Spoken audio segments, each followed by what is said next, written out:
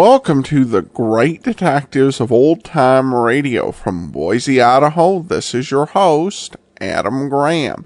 If you have a comment, email it to me, box13@greatdetectives.net. Follow us on Twitter at Radio Detectives and become one of our friends on Facebook. Facebook.com/Radio Detectives. Well, before we do get started, I do want to encourage you, if you've not already, pick up a copy of my latest ebook, All I Needed to Know I Learned from Dragnet. In it, we examine life lessons that can be learned from the careers and histories of 7 more great detectives and police officers from literature, radio, and television, including Poirot, yours truly, Johnny Dollar, and, of course, Joe Friday. The book is available in every major ebook store. You can also find it at store.greatdetectives.net. Well, now it's time for today's episode of Nick Carter. The original air date, April the 11th of 1948, and the title is The Case of the Henpecked Husband. Post-war Old Dutch cleanser, famous for chasing dirt, presents Nick Carter, famous for chasing crime.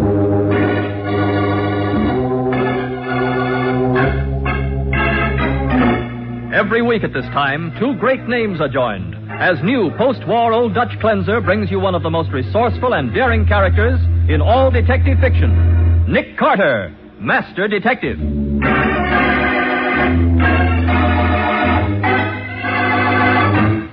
Look, Matty, you have a description of the killer, don't you? Yes, Scubby, and what a description. An average-sized man wearing a dark overcoat. Why, I can pick up a dozen suspects on every corner with that description. That's going to be tough, all right, Matty. Yeah. You don't know where the murdered man went last night. Don't know whom he was with. Don't even know where he was killed. Aren't there any clues at all, Nick? Just one, Scubby. And you're looking right at it. Yeah, a fine clue that is. A dead body with a knife in its back. And now, the case of the Henpecked husband. Today's adventure starring Lon Clark as Nick Carter. Brought to you by new post-war Old Dutch cleanser. Professor Harold Thompson has never been inside a gambling house in all his 53 years. His wife wouldn't allow it. But since reading about the game of roulette in his encyclopedia, the professor is willing to risk Mrs. Thompson's anger because he has a wonderful plan. That's why he's come to Nick Carter. I shall win $20,000 each evening, Mr. Carter, and then cease my activities. Well, what do you want me to do? First, show me the establishments where this game is played. Second, ascertain whether the roulette wheel is honest. And third, see that I'm not robbed of my winnings by some footpad. Well, Professor, what makes you so sure there will be any winnings? Well, from reading the article on roulette in my encyclopedia, I have evolved a system of wagering by which I can't possibly lose. Take my word for it, Professor. You can't possibly win. Not over any period of time. Oh, but you don't know my system. Here, let me have a piece of paper. Believe me, Professor Thompson, no system will beat a roulette wheel. Ah, but it's quite simple to the mathematical mind. Now, here we have... Oh, my fountain pen is dry. Excuse me. Nick Carter speaking. Sergeant Matheson, Nick. Oh, what's on your mind, Matty? How's about having dinner with me tonight? My wife's visiting her mother, and I hate eating alone. Why, sure, Matty. Good idea. Patsy's going down to Cuba for a few days, so I'd probably be eating alone anyway. All right, then suppose you pick me up at my office about 7, huh? Will do. See you then. Okay. So long. I filled my pen from your inkwell, Mr. Carter. I hope you don't mind. Oh, no, of course not. Now, I have withdrawn $2,500 from my savings account, and I'm ready to begin operations. Do you want to help me or not? I do not. All I want to do is to keep you from throwing your money away. I'm sorry, Mr. Carter. In that case, I shall proceed without you.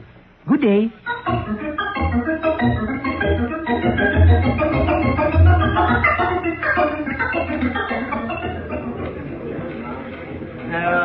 Hey, Daisy, take a look at the little old guy at the roulette table.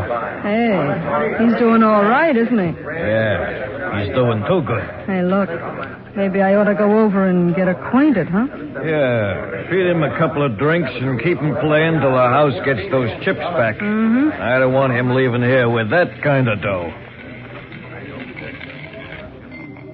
Number 4, black. Oh, there you are. Why, you lucky boy. You won again. But of course, I intended to. I was standing right behind you. Maybe I brought you luck, huh? Today's my birthday, you know. Really? Well, you must give me your address so that I can send you some flowers. Flowers? Are you... Here, I brought you a drink. Place your bets, ladies and gentlemen. A cocktail? Oh, but I mustn't. My wife never allows me to take intoxicants. Oh, go on. It won't hurt you. Gee, you got a lot of chips there. Yes, my winnings amount to $22,000. Where can I exchange them for money? You don't mean you're quitting? Oh, I must. It's long after midnight. I don't know what my wife will say. Not leaving, are you? Oh, you can't. Not when you're winning. Come on, be a sport. Well, since I have an extra $2,000, I shall wager it on number 33. Hey, wait a minute. You can't bet $2,000 on a number. 100's the limit. It's all right, Maxie. But, boss, the numbers pay 35 to 1. Who's running this place? Okay. It's your funeral. That's all. No more bets. Thank you, Mr. Beale. Harry Beale. Mr. Beale. Actually, I'm throwing away this $2,000. You see, I don't wish to win more than $20,000 tonight, and... Number 33. Hey, you won again. My, how extremely fortunate. Yeah, another 70 grand. Maxie, close it up. Everything. No more play tonight. Okay, boss. Hey, Harry, we've got $90,000 coming. What are you going to do? I'm going to pay it. Come on back to my office, sport. We'll have a few drinks to celebrate your good luck. Then I'll cash in your chips.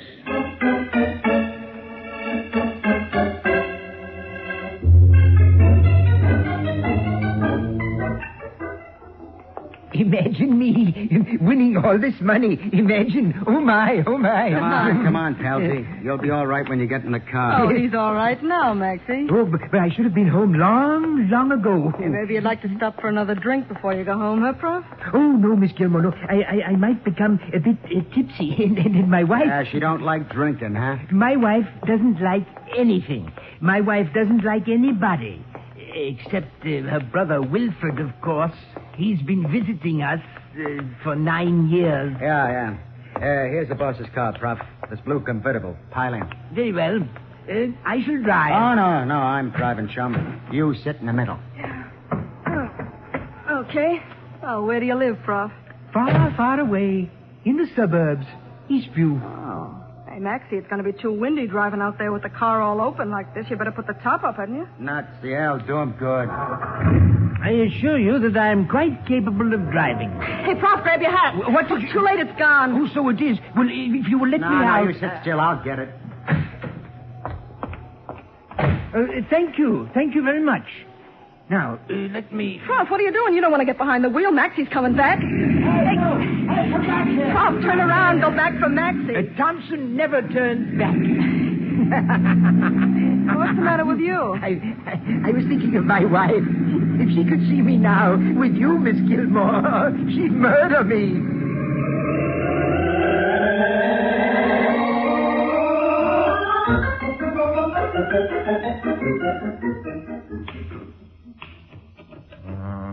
Doggone it. Sure missed Patsy. She's away. Hiya, Nick. How's things? Why, hello, Scubby. Long time no see. Been pretty busy, Nick, but the newspaper's hitting a new low just now. What? You mean there's no story worthy of the attention of a hotshot reporter like Scubby Wilson? Not a thing. That's why I dropped in to see if you had any hot tips. No, not a thing, Scubby. Hey, where's Patsy? Oh, taking a little vacation in Cuba. And do I miss her? Yeah, I can imagine. Do you want me to type that for you? No, thanks. Just about finished now. But, excuse me. Nick Carter speaking. Morning, Nick. Matty. Oh, hi, Matty. You remember the little guy who wanted to play roulette? The one you told me about at dinner last night? Professor Thompson? Yeah. Yeah, what about him? Well, I'm on my way out to his house in Eastview. I thought you'd like to come along. What's happened? The prof was found in a ditch north of the city about 8 o'clock this morning, Nick. Stabbed in the back.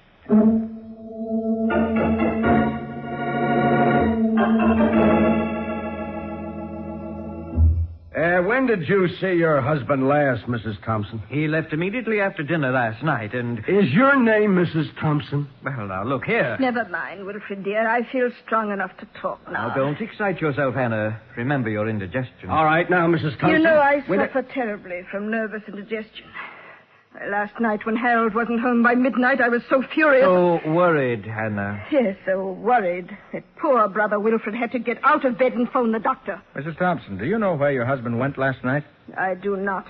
Some den of iniquity, no doubt. What makes you say that? No respectable place would keep a man out after midnight. You're right, Hannah. When the doctor left at 1:30, I told Brother to lock the front door and bolt it. Well, the medical examiner says Professor Thompson was killed at least an hour later than that. And we found him clear on the other side of town. Did you say he'd been robbed? That's right. His pockets were turned inside out. If his pockets were empty, Matty, how did you identify the body so quickly? His initials were in his hatband, Scubby, and the inside pocket of his overcoat had been overlooked.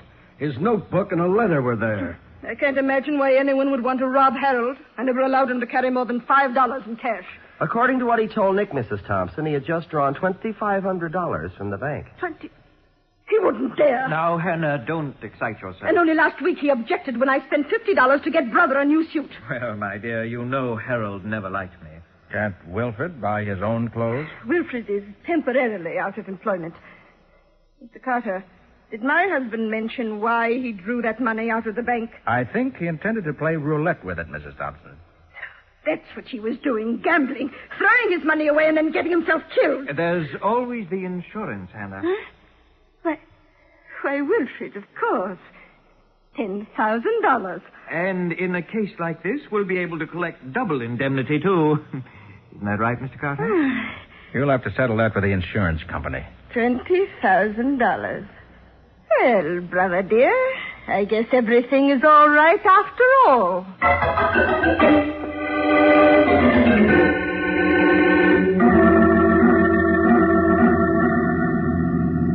Hey, Nick, where are we driving to? An address I found in the professor's notebook, apartment 9B, 176 Van Arnhem Street. But he had a couple of dozen addresses in that book. Why pick this one? Who lives there? I don't know, Matty. There wasn't any name. But the address was written in blue ink. What? And everything else in the notebook was in black ink. You think the blue ink means something, Nick? I do, Scubby. See, the professor filled his fountain pen in my office late yesterday afternoon with blue ink. Which makes you think he wrote down this address after he met you, huh? The way I figure it. And it may be someone who was with him last night.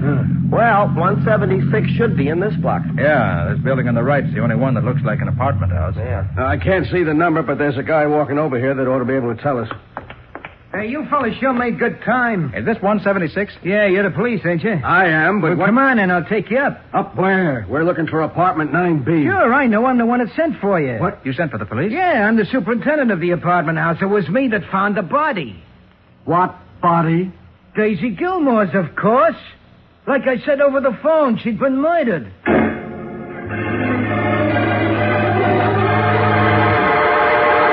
And so the address in the dead professor's notebook had led not to a solution of the case as Nick hoped, but to another murder. We'll see what happens in just a moment.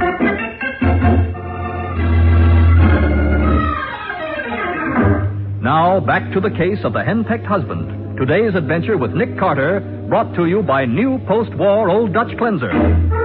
As Nick examines the lifeless body of Daisy Gilmore, Matty questions the building superintendent of Daisy's apartment house. That's just the way she was when I found her about 15 minutes ago.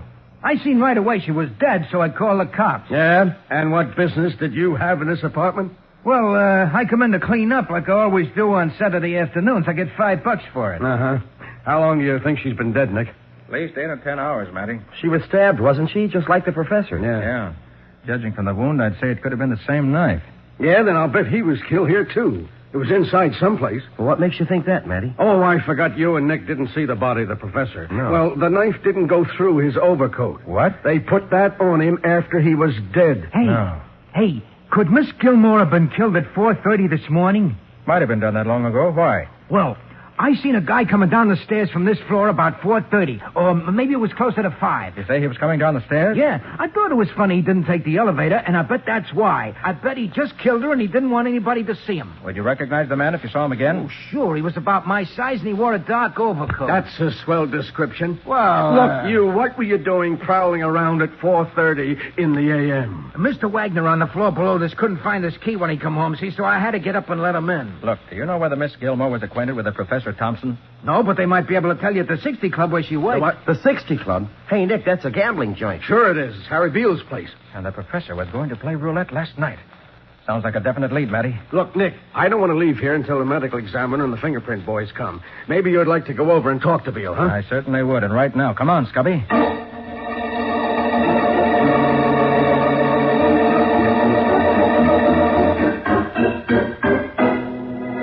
Yeah, I'm Harry Beale. What about it? I'm trying to find out whether a Professor Harold Thompson was in your club last night. Hey, Maxie, the guy wants to know if we saw the prof last night. Is he kidding? And you do remember him. I wish I could forget him. He cleaned out the joint.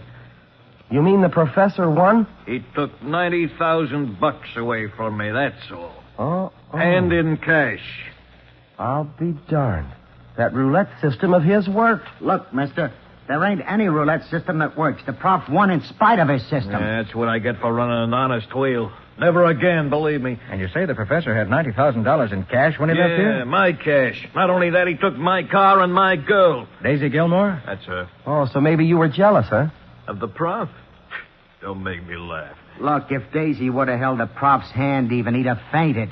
How'd he happen to take your car, Harry? I told Maxie here to drive him home to be sure he got there safe. Yeah, especially since he was slightly plastered. And Daisy was going along, so I thought this jerk lets him get away from him. What time did all this happen? Oh, about 2 a.m.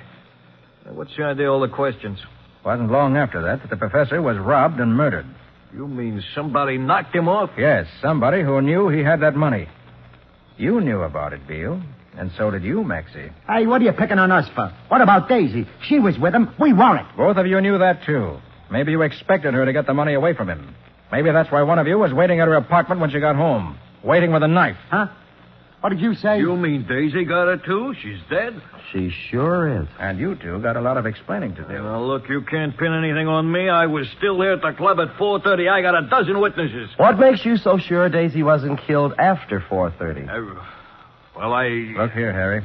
The superintendent of our apartment building saw a man leaving between 4:30 and 5, and he says he'd recognize that man if he saw him again. Maybe you'd better come down to headquarters and let him take a look at you. All right. All right, so I was there. When I closed up the joint, I hopped a cab to Daisy's place. When I walked in, she was already dead. So that's your story, huh? Well, Harry, I think they'll want to hear that at headquarters, too. Okay. I'm not afraid to go down there. Maxie, get me my hat. Okay. Isn't that it on the desk there beside you? That gay 90s model? Yeah. Not much. That belongs to the prof. What's that? Sure. That's how he got away from me. His hat blew off, and when I got out of the car to get it for him, he drove off and left me. So that's what's happened. Come on, Scubby. We got work to do. Hey, copper, I thought you was hauling me in. Haul yourself in, Harry. I'm going after the real killer.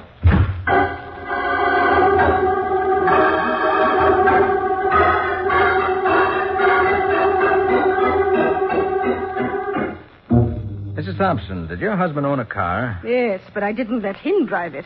I always felt much safer with Brother Wilfred at the wheel. Where's the car now? Wilfred took it down to the Holloway garage to have the oil changed. Oh, he did, huh? Yes. I thought a drive might clear my head after that drug the doctor gave me. You've had the doctor again today? No. He gave me something awfully strong last night. He said, I'm going to give you enough of this so that we can both get some sleep. He doesn't like being called out at night. Just one more question, Mrs. Thompson. How many hats did the professor have? He had 2. Why? Where are they now? Well, he was wearing one of them when he was killed. The other's on the hall tree right... No, it isn't. It's gone. He must have lost it. That beautiful $3 hat of all the careless... Never mind about that now. How do I get to the Holloway garage? It's down the street about 6 blocks. You going to see my brother? Not only going to see your brother, Mrs. Thompson, I'm going to ask him some very pointed questions.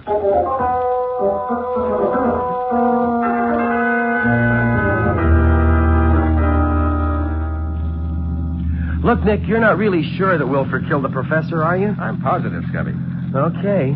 But why? Well, the professor lost his hat at the 60 Club, and yet he was wearing his other hat when he was found dead. That proves he got home safely. But suppose he went out again? No, not him, Scubby. Not at 3 o'clock in the morning. Besides, the front door was locked and bolted. Mrs. Thompson was in a heavy sleep induced by a drug.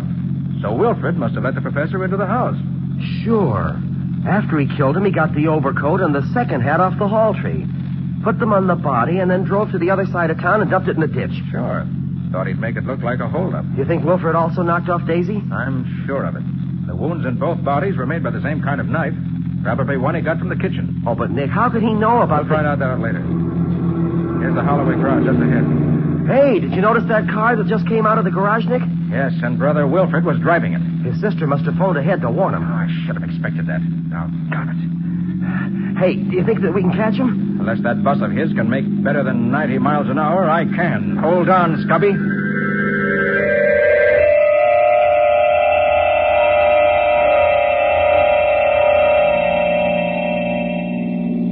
We're gaining on him. It won't be long now.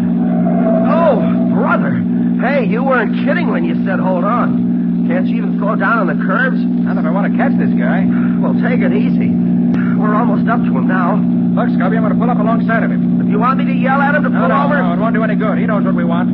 Sure, but I'll have to force him over to the side of the road. Well, he's not slowing up any. And I'll crowd him some more. Hey, Nick, look out! He's cutting into us. For the love of Pete, Nick, watch it!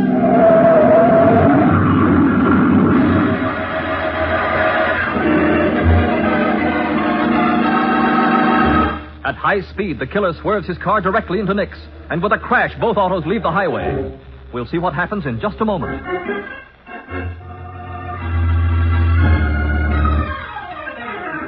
Now for the conclusion of the case of the henpecked husband. Today's adventure with Nick Carter, brought to you by new post-war Old Dutch Cleanser. Driving at high speed, Nick Carter tried to stop an escaping killer by forcing his car to the side of the road. But the killer, realizing he's been trapped, smashed his car into Nick's. With a crash, both cars left the road. It's now a few moments later. Oh, brother. Oh, was that a narrow escape? You hurt, Scubby? I don't think so. Oh, my joints seem to work okay. How about you? Nothing serious, I guess. You know, for a minute there, I thought we were going to turn over. It's darn lucky we didn't. Darn lucky I had good brakes. I managed to slow down a little before he hit us. Now, go on. Holy cow. Look at Brother Wilfred's car. There's our wreck for you. The way he's wrapped around that tree, it's a wonder if he's not dead. Try opening the door, Scubby. Okay. No soap. It's jammed, but good. In that case, we'll have to bust a window and haul him out that way. Look out, I'm going to heave this rock. Let her go. Well, listen to that. Brother Wilfred's still alive, I'm glad to say. All right, give me a hand, Scubby, and we'll get him out. Yeah, sure thing, Nick. My head. Oh, skip it, Wilfred. Save your strength. I'm dying. Yeah, and Mattie's just dying for a little conversation with you. Come on, let's go down to headquarters.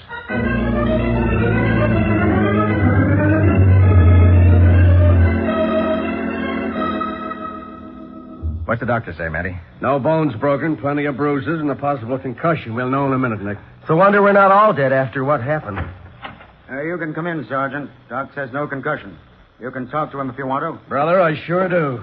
Come on, Nick. You too, Scubby. Okay. I'd like to know what in heaven's name was the idea of chasing me and wrecking my car. Now, if you think you... Look, Wilfred, instead of asking questions, suppose you answer some. Well, I tell you... When the professor came home last night and told you that he'd won $90,000, you killed him, didn't you? Sergeant, that's ridiculous. No, it isn't, Wilfred. You unbolted the door and let the professor in when he came home last night. I've told Then you... you killed him with a knife you got from the kitchen. That's not true. Then you put the professor's hat and coat on the dead body and took it out in the suburbs and dumped it in a ditch. Now, where'd you hide the money? Carter, you can't prove a word of that. But we can, Wilfred. You can't even prove Harold came home after being at that gambling den. No? When the professor was found, he was wearing a hat that he had left in the hall rack and the hall rack of his home when he went out for the evening. Well, nevertheless, You didn't know that he left the hat he was wearing at the club, did you? He left his hat at the... He did. And with Mrs. Thompson asleep under the influence of the opiate, you were the only one who could have let him in, because the door was bolted. All right. I did kill him. The old tightwad. Come on, Wilfred. Where's the money? In a shoebox in my closet.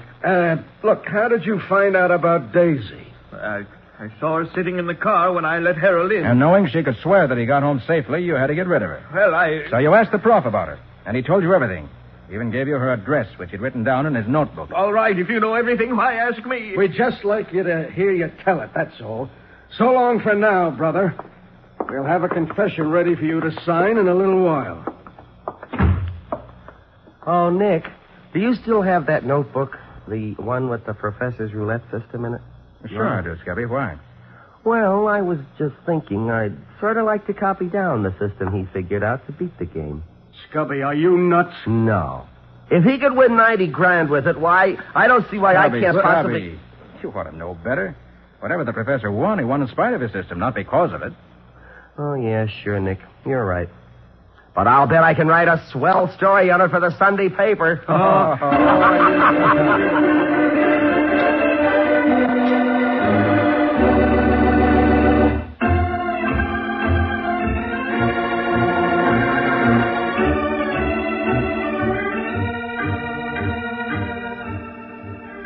Nick Carter, Master Detective, is presented each week at this time by the Cudahy Packing Company.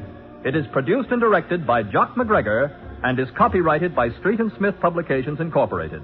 Ed Latimer plays Matty. John Kane is Scubby. Today's script was written by Jim Parsons. Original music is played by Henry Silverne. This program is fictional, and any resemblance to actual persons, living or dead, is purely coincidental. Friends, despite the progress made in the treatment of cancer, we can't let up in our fight to stamp out this dreaded killer. Yes, every 3 minutes, someone dies of cancer, and the fight against it can be carried out only with your help. So give, and give generously, to the American Cancer Society. Give more than before. This is Michael Fitzmaurice saying, when minutes count, use new post-war Old Dutch Cleanser.